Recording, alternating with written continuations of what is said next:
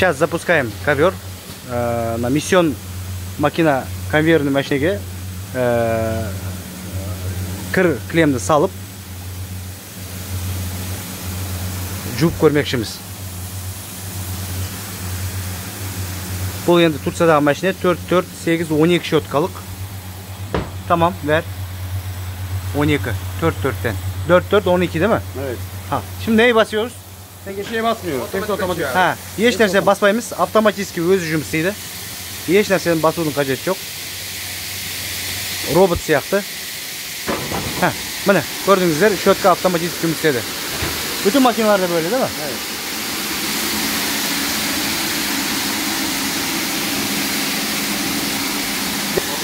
Mına Türktің кілемдері соншалықты қатты кір деп айтамайм. Соның өзінде 12 щетка жұмыс істеп жатыр. Щетканың көп болуы сапаға ешқандай қатысы жоқ, тек қана кілемнің тез жууына. Күніне мысалы 8 щеткамен 1000 квадрат жуатын болсақ, 12 щеткамен 1500 квадрат жуамыз. Тек қана айырмашылық осыда.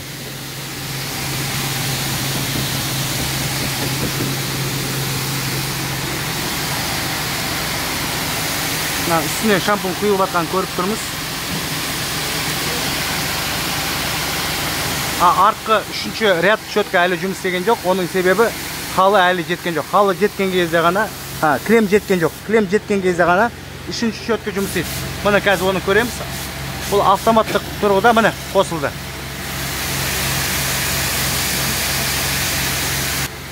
Мына 3-ші рядқа су беріп жатыр. Екінші сырая да су бериyor değil mi? Мына жердегі ағып атқан су, бұл әшейін таза су. Міне. Енді шаю қосылды. Басында байқағандай бұл қосылмаған болатын, енді қосылды. Бұл бағана кершер сияқтай аппарат высокого давления дейміз. Кремнің бетіне бүкіл көбіктің бәрін шайып жатыр. Міне.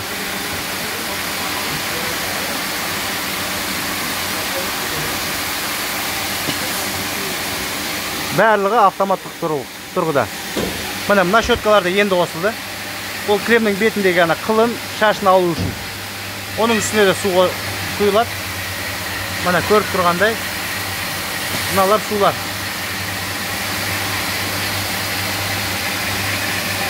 Енді клем жуылып тоқтағанда, мына жерде қазір мынау клем біткен кезде алдыңғы бірінші қатардағы щеткалар тоқтайды. Мына маяқтан уже тап-таза, ешқандай көбік жоқ, шайылған клем шығып жатыр. Бұны бір рет айналдырып жібереміз, ары қарай өзі орай береді. Енді мен нақты көрсетейін деген басты мәселе өте пайдалы. Мына клем мына жерде щетканың жартысына келген кезде щеткалар тоқтап, жоғары көтереді. Оның пайдасы біріншіден тоқ кетпейді, міне көтерілді. Тоқ кетпейді, екіншіден мына лентамызды ескіртпейді. Щетка бұнаның үстіне айланып, лентамызды ескіртпейді. Бұл қажалмайды. Бұның бағасы өте қымбат, сондықтан бұл өте пайдалы нәрсе. Үшіншіден щеткамыз ескірмейді. Біріншіден тоғымыз кетпейді, моторларымыз шаршамайды. Оборудованиеміздің өмірі ұзақ болады. Енді қазір екінші келген кезде, екінші қазір щеткамыз тоқтайды, оны да көрсетейін. Міне. Қазір екінші қатардағы щеткалар да тоқтайды. Екінші қатардағы щеткамызды тоқтады. Енді үшінші қатарға келгенде үшінші қатарда тоқтайды. Міне клеміміз үшінші қатарға жақындап қалды. Үшінші қатардағы щеткаларымызда тоқтап жоғары көтеріледі. Міне байқасаңыздар, клем ортасына келген кезде ғана щеткалар көтеріледі. Неге десеңіз, өйткені кейбір клемдердің шашақтары бар. Сол шашақтарды жыртпау үшін, міне көрдіңіздер ма? Мен сұрадым, неге соңына дейін келіп, одан кейін клем соңына келген кезде, щетканың біткен жеріне келген кезде неге щеткалар тоқтамады десек, ол шашақтарды ескіртпеу үшін, шашақтарды жыртпау үшін соған арналған екен. Бірақ ол жерде ана пульттан оны да айырлауға болады екен. Настройкасы бар, оны да жасауға болады. Енді көрдіңіздер, мына жерде қазір су да тоқтайды автоматически. Міне, тоқтады. Неге? Өйткені клем бітті деген сөз. Бұның бәрін сенсорлар өзі көріп тұр. Міне клеміміз толығымен тап-таза, бетінде 1 грамм көбік жоқ, тап-таза шықты. Мына щетка өте қатты бір маңызды емес, бетіндегі тек қана қылын алады. Одан басқа бір пайда жоқ. Астындағы щетка ол да өте маңызды емес, астындағы қылын алады. Енді кілемнің астын жуудың қажеті жоқ. Кілем астын жуу деген өте сирек. Енді мынандай центрифуга, ол да миссион макинаныңке. Мына салдық. Капат абыйсан. Бұның да қосылған жұмыс екенін көрейік бірге. Міне, бәрі автоматтық түрінде.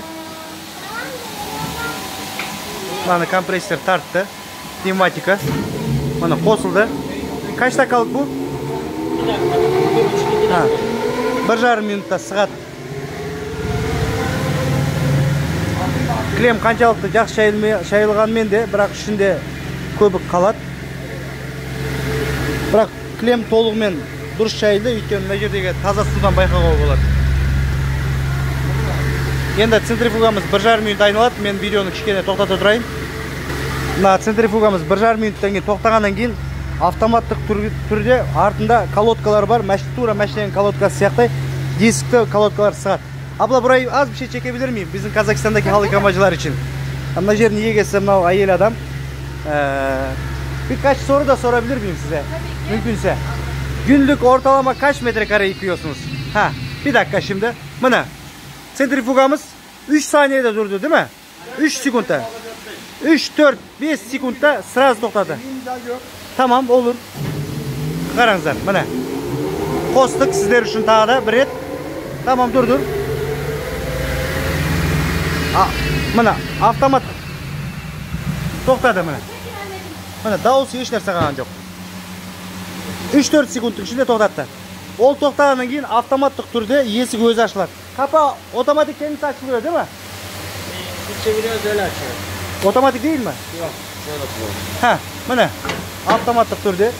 Ama durduğunda kendisi de açılıyor değil mi? Yok açılmıyor. Kendi açılmıyor. Bunda yok. O yöntem var. Ötekilerde var. Bunda yok. İyi. O gereksiz.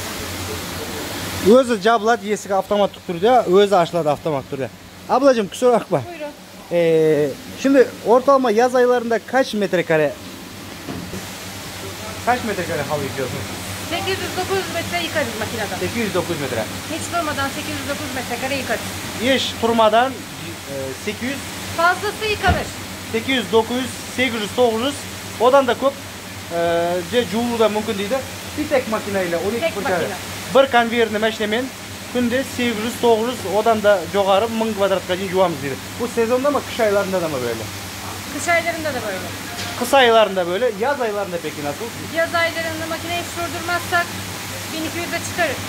1000-1200'e çıkarız. 1200'ge дейін de шығатын күндер болады дейді yaz aylarında. Бірақ kış aylarında 800, 900 дейді. Kış aylarında düşer. 200'e 300'e kadar da düşer.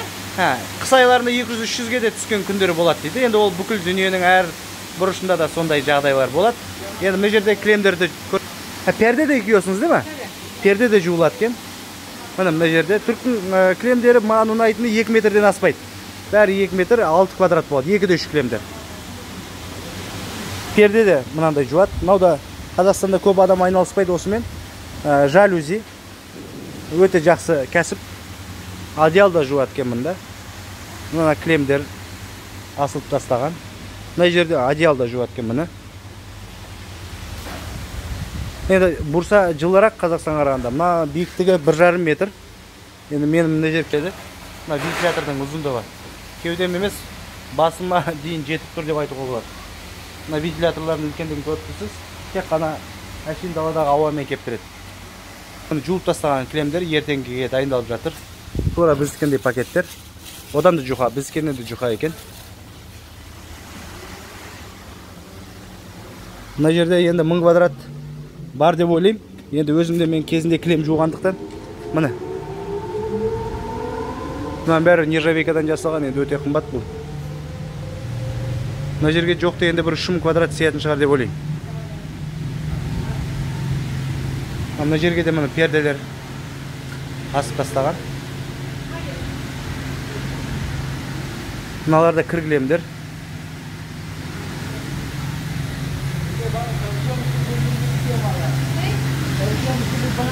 Мына осылай.